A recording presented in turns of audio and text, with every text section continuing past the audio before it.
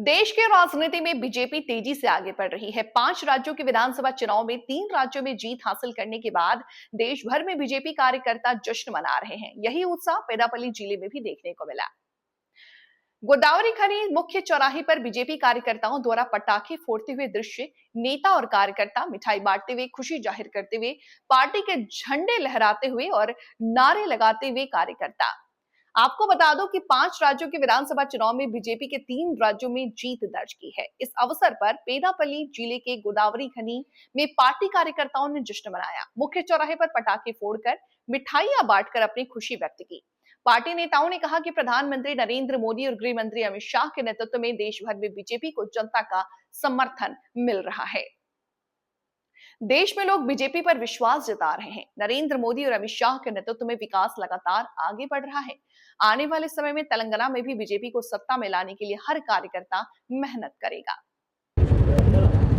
अस्साम, Puducherry, waste बెంగాల్లో Bharatiya Janata party ఘన విజయాన్ని సాధించడం పట్ల మరి కాషాయ వాదులు, భారతీయ జనతా పార్టీ కార్యకర్తలందరూ కూడా హర్ష వ్యక్తం చేస్తూ ఉన్నాం। ఈరోజు నరేంద్ర మోదీ గారి నాయకత్వం అంటే ఈ దేశంలో శ్రీరామ రక్షగా భావిస్తూ ఉన్నారు గనకనే ఎక్కడ ఎన్నికలు జరిగినా పెద్ద మెజారిటీని ఈరోజు నరేంద్ర మోదీ గారికి భాజపాకి కట్టబెడతా ఉన్నారు।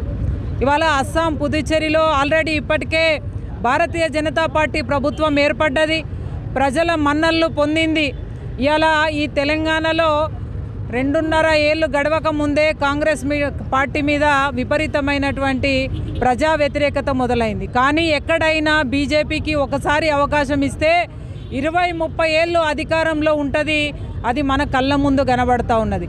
అదే రకంగా ఈరోజు దీదీ రౌడీజాన్ని మట్టి గరిపిస్తూ వెస్ట్ బెంగాల్లో ప్రజలంతా భాజపాకి అవకాశం ఇవ్వడం అనేది నిజంగా కూడా ఇది చారిత్రాత్మక విజయం, ఇది రాజకీయ విజయం కాదు।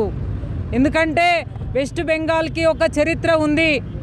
ఆనాడు వందే మాతర గీతాన్ని అందించినటువంటి ప్రాంతం అది।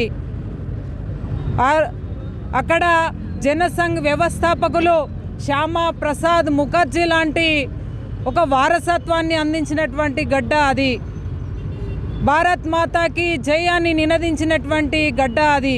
కాబట్టి ఈరోజు ఇంత గొప్ప విజయాన్ని అందించినటువంటి వెస్ట్ బెంగాల్ ప్రజలందరికీ శిరస్సు వంచి నమస్కరిస్తూ, ఇందులో పాల్గొని ఈ విజయాన్ని భారతీయ జనతా పార్టీకి అందించి కష్టపడ్డటువంటి ప్రతి కార్యకర్తకు కూడా మేము శిరస్సు వంచి హృదయపూర్వకంగా ధన్యవాదాలు తెలియజేస్తా ఉన్నాం। భారత్ మాతాకి, భారత్ మాతాకి।